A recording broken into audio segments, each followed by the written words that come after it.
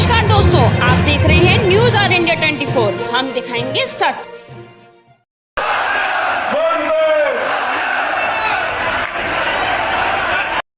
और हम सभी को अपना मार्गदर्शन आदरणीय से लेते हैं।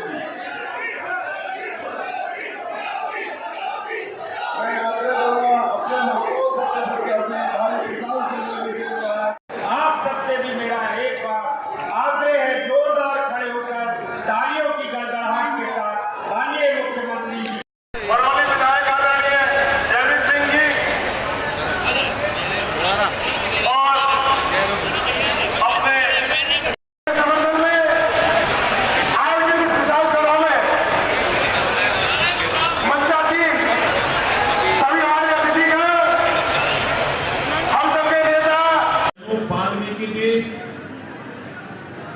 माननीय सांसद सतीश गौतम जी, राजवीर सिंह राजू भैया, राजवीर सिंह दिलीप जी, माननीय विधायकगण श्रीमती मुक्ता राजा जी, श्री अनिल पराशर जी, श्री राजकुमार सहयोगी जी, श्री जयवीर सिंह जी, श्री रविंद्र पाल सिंह जी, विधान परिषद सदस्य श्री मानवेंद्र प्रताप सिंह जी, जिला पंचायत के अध्यक्ष श्रीमती विजय सिंह जी, पूर्व महापौरगण श्रीमती शकुंतला भारती जी, श्री आशुतोष वार्ष्णेय जी, श्रीमती सावित्री वार्ष्णेय जी, भारतीय जनता पार्टी के महापौर पद के प्रत्याशी श्री प्रशांत सिंघल जी, मंच पर उपस्थित श्री आरपी सिंह जी, नगर पालिका और नगर पंचायतों के हमारे सभी अध्यक्ष पद के प्रत्याशीगण और उपस्थित भारी संख्या में उपस्थित भारतीय जनता पार्टी के सभी पदाधिकारी और अलीगढ़ के उपस्थित भाइयों बहनों, महान स्वतंत्रता संग्राम सेनानी राजा महेंद्र प्रताप सिंह जी की इस पावन जन्मस्थली को उत्तर प्रदेश के पूर्व मुख्यमंत्री इसी माटी के सपूत सदैव कल्याण सिंह जी की इस पावन धरा को नमन करते हुए मैं आप सबका हृदय से अभिवादन करता हूं। भाइयों बहनों, अलीगढ़ ताला नगरी के रूप में दुनिया में विख्यात है। ताला तालीम और तहजीब ये कभी अलीगढ़ की पहचान थी, लेकिन जातिवादी सोच के परिवारवादी दलों ने अलीगढ़ के ताला उद्योग को बंद करने का कार्य किया। उसके मार्ग में एक बाधाएं खड़ी की। इन परिवारवादी जातिवादी दोनों को तालीम और तहजीब से भी कोई मतलब नहीं था। ये तो बांटो और राज करो की नीति पर चलते थे। तुष्टीकरण के आधार पर समाज को विभाजित करते थे और तुष्टीकरण के आधार पर इनके द्वारा जो समाज में खाई चौड़ी करने का प्रयास किया गया था, इसी का परिणाम था पर्व और त्योहार आता था, लोगों में भय और दहशत का माहौल पैदा हो जाता था। कर्फ्यू लंबे समय तक लोगों को झेलने के लिए मजबूर होना पड़ता था। सामान्य नागरिक भयभीत रहता था और व्यापारी का उद्योग भी, उसका कारोबार भी ठप पड़ता था। लेकिन आपने आज बदलते हुए अलीगढ़ को, बदलते हुए उत्तर प्रदेश को और बदलते हुए भारत को आप देख रहे हैं। पिछले 9 वर्ष में प्रधानमंत्री मोदी जी के नेतृत्व में भारत ने एक लंबी दूरी तय की है। वैश्विक मंच पर भारत की एक नई प्रतिष्ठा बढ़ी है। आज भारत के बारे में दुनिया की धारणा बदली है। भारत के नागरिकों को अब दुनिया में जहां कहीं भी जाते हैं सम्मान की निगाहों से देखा जाता है। एक ओर भारत की दुनिया में बढ़ती हुई प्रतिष्ठा, दूसरी ओर भारत की सुरक्षित होती हुई सीमा, आतंकवाद, नक्सलवाद और उग्रवाद पर पूरी तरह विराम लगाने की ओर आज भारत सरकार है। तो भाइयों बहनों, इंफ्रास्ट्रक्चर के कार्य जो देश ने पिछले 9 वर्ष के अंदर किए हैं, highway, railway, metro, waterway, airport, AIIMS, IIT जैसे संस्थान युद्ध स्तर पर बन रहे हैं। और भाइयों बहनों, इंफ्रास्ट्रक्चर विकास को गति देने वाले हैं तो गरीब कल्याणकारी कार्यों के लिए भी आपने देखा होगा पिछले 9 वर्ष के अंदर जितने कार्य हुए हैं, आजादी के बाद 60-65 वर्षों तक जिन लोगों ने शासन किया था, वे लोग उसका 10वां हिस्सा भी नहीं कर पाए थे। आप देखेंगे करोड़ों लोगों को देश के अंदर आवास की सुविधा का लाभ मिलता है, करोड़ों लोगों को शौचालय की सुविधा का लाभ मिलता है, करोड़ों लोगों को रोजगार के skill development, startup India, stand up India और डिजिटल इंडिया के साथ जोड़ने का कार्य भी होता है। करोड़ों लोगों के जनधन अकाउंट खोले जाते हैं। 50 करोड़ लोगों को देश में 5 लाख रुपए की स्वास्थ्य बीमा का कवर मिल जाता है। और भाइयों बहनों, भारत अकेला देश है दुनिया के अंदर जिसने कोरोना कालखंड में लगातार पिछले 3 वर्ष से अपने 80 करोड़ लोगों को फ्री में राशन की सुविधा का लाभ दिया है। भारत के अंदर और वयस्क नागरिक को भारत ने 220 करोड़ वैक्सीन की डोजेज फ्री में उपलब्ध करवाने का कार्य किया है। दुनिया के अंदर कहीं और नहीं हुआ है। ये बदलता हुआ भारत है और उस बदलते हुए भारत में नए भारत का ये नया उत्तर प्रदेश आज पूरी तत्परता के साथ प्रधानमंत्री मोदी जी के विजन को अपना मिशन मान करके भारत के विकास की यात्रा में ग्रोथ इंजन के रूप में अपने आप को स्थापित कर रहा है। 6 वर्ष के अंदर, मात्र 6 वर्ष में हमने 54 लाख गरीबों को एक आवास उपलब्ध करवाने का काम किया। भाइयों बहनों, 2 करोड़ 61 लाख गरीबों के लिए एक शौचालय उपलब्ध करवाए गए। 1 करोड़ 75 लाख गरीबों के लिए फ्री में रसोई गैस के कनेक्शन उपलब्ध करवाए गए। और अब तो सरकार ने ये तय किया है कि यह सरकार दीपावली और होली के अवसर फ्री में रसोई गैस के भरे हुए सिलेंडर भी उन गरीब परिवारों को उपलब्ध करवाएगा जिनके पास उज्ज्वला योजना के कनेक्शन है। 1 करोड़ निराश्रित महिलाओं को, दिव्यांगजनों को और वृद्धजनों को 12,000 रुपये सालाना पेंशन की सुविधा का लाभ दिया जा रहा है। भाइयों बहनों, उत्तर प्रदेश 10 करोड़ गरीबों के लिए आयुष्मान भारत पर मुख्यमंत्री जन आरोग्य योजना में 5 लाख रुपए की स्वास्थ्य बीमा का फ्री में कवर दे रहा है। और यही नहीं, पिछले 3 वर्ष से 15 करोड़ गरीबों को फ्री में राशन की सुविधा का लाभ उत्तर प्रदेश के अंदर प्राप्त हो रहा है।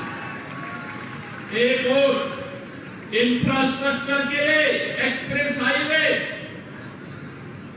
एयरपोर्ट का निर्माण, 1 डिस्ट्रिक्ट 1 मेडिकल कॉलेज का निर्माण, engineering college, degree college, polytechnic, hospitals का निर्माण, ये युद्ध स्तर पर प्रदेश के अंदर चल रहे हैं। भाइयों बहनों, दूसरी ओर उत्तर प्रदेश की विरासत का सम्मान भी हो रहा है। कोई सोचता था डबल इंजन की सरकार का एक करिश्मा है जो काम 500 वर्षों में नहीं हो पाया। अयोध्या में भगवान राम के जन्म स्थान पर भव्य मंदिर के निर्माण का कार्य डबल इंजन ने भारत को प्रतिष्ठित कर दिया। काशी में काशी विश्वनाथ धाम का निर्माण हो रहा है। मथुरा वृंदावन सब समर रही है। सुख पीर तो या मेरी सारण्य का पीर, विंध्यवासिनी धाम हो या चित्रकूट, महर्षि वाल्मीकि का लालापुर हो, चाहे संत तुलसीदास जी का राजापुर, इनको सजाने संवारने का कार्य और उस विरासत के प्रति सम्मान का भाव पैदा करने का कार्य उत्तर प्रदेश के अंदर पूरी तत्परता के साथ हो रहा है। भाइयों बहनों, ये परिवारवादी और जातिवादी मानसिकता के लोग जब सत्ता में आते थे, युवाओं के हाथों में तमंचा पकड़वाते थे। हमने तमंचा संस्कृति को बंद किया। हमने तो युवाओं के हाथों में टैबलेट उपलब्ध करवाए हैं। टैबलेट 2 करोड़ युवाओं को टैबलेट देने का कार्य हमारी सरकार कर रही है। और भाइयों बहनों, अलीगढ़ के ताले का सही इस्तेमाल किसी ने किया है, ये डबल इंजन की सरकार ने किया है। उत्तर प्रदेश में गंगों पर ताला लग गया है। अलीगढ़ का ताला आज उत्तर प्रदेश के गंगों में लग करके उत्तर प्रदेश गंगा मुक्त हो चुका है। आज क्या नहीं है अलीगढ़ में। मैं जब भी आता था, अलीगढ़ के लोग कहते थे कि अलीगढ़ के लिए एक ही बात कहते थे कि अलीगढ़ में भी अपना एक राज्य विश्वविद्यालय होना चाहिए। हम लोग ढूंढते रहे कहां से ये होगा।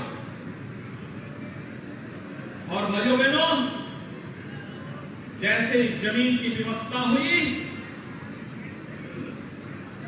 महाराजा महेंद्र प्रताप सिंह जी के नाम पर, जिन्होंने देश की स्वाधीनता में कड़ी पंक्ति में चल करके देश की आजादी की लड़ाई को आगे बढ़ाया था, जिन्होंने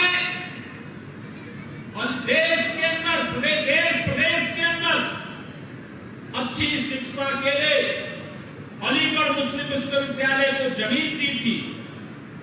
अलीगढ़ मुस्लिम विश्वविद्यालय में भले ही उनके नाम का कोई शिलापट न हो, लेकिन भारतीय जनता पार्टी की डबल इंजन की सरकार ने राजा महेंद्र प्रताप सिंह के नाम पर एक राज्य विश्वविद्यालय के निर्माण का कार्य इसी अलीगढ़ में प्रारंभ कर दिया है। भाइयों बहनों, बहुत शीघ्र प्रशासनिक भवन को कागजों का विश्वविद्यालय ने कार्य करना प्रारंभ कर दिया है। कोई सोचता था ये काम होगा। अलीगढ़ का एयरपोर्ट अथॉरिटी के साथ हमारा एमओयू हो गया है। बहुत शीघ्र यहां की वायु सेवा से हम जोड़ने वाले हैं। और भाइयों बहनों, एयरपोर्ट का एक्सपेंशन हो, इसके लिए 700 करोड़ रुपए हम लोग ऑलरेडी उपलब्ध करवा चुके हैं। जमीन एयरपोर्ट की लंबाई को बढ़ाने के लिए ये 700 करोड़ रुपए भी राज्य सरकार जारी कर चुकी है। यहां का ट्रांसपोर्ट नगर दशकों से मांग हो रही थी, ट्रांसपोर्ट नगर का काम भी यहां पर हो रहा है। और भाइयों बहनों, यही नहीं, अभी तो यहां पर जो यहां की पहचान थी हार्डवेयर का कार्य ताला उद्योग को वन डिस्ट्रिक्ट वन प्रोडक्ट के अंदर हम लोगों ने स्थान दिया, उसको एक्सपोर्ट करने की सुविधा दी। देश और दुनिया में जहां कहीं भी एग्जीबिशन लगते हैं वहां पर अपने एक्सपोर्टर्स को भेजने की पूरी व्यवस्था की जाती है। और भाइयों बहनों, देश की सुरक्षा के लिए भी डिफेंस कॉरिडोर का एक महत्वपूर्ण नोड अलीगढ़ में बन रहा है और वह कार्य यहां अलीगढ़ में प्रारंभ भी हो चुका है। यानी अलीगढ़ आज के दिन पर इंफ्रास्ट्रक्चर की दृष्टि आप देखेंगे तो गाजियाबाद से अलीगढ़ होते हुए कानपुर की ये लेन 4 लेन की पूरी हाईवे का निर्माण युद्ध स्तर पर चल रहा है। और यही नहीं, हरदुआगंज में पावर प्लांट भी पावर जनरेशन का काम प्रारंभ कर चुका है। अलीगढ़ ही अब ऊर्जा उत्पादन का केंद्र भी बन चुका है।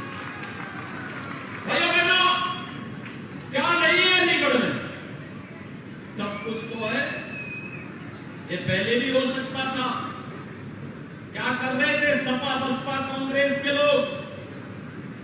इनको तो समाज को जाति के आधार पर बांटने से फुर्सत ही नहीं था। ये क्या विकास कराते, ये क्या यहां पर करते, ये तुष्टीकरण करते रहे। हमने सशक्तिकरण किया, हमने बिना भेदभाव के योजनाओं का लाभ हर गरीब को, हर वंचित को, हर किसान को, हर युवा को और हर महिला को देने का कार्य किया।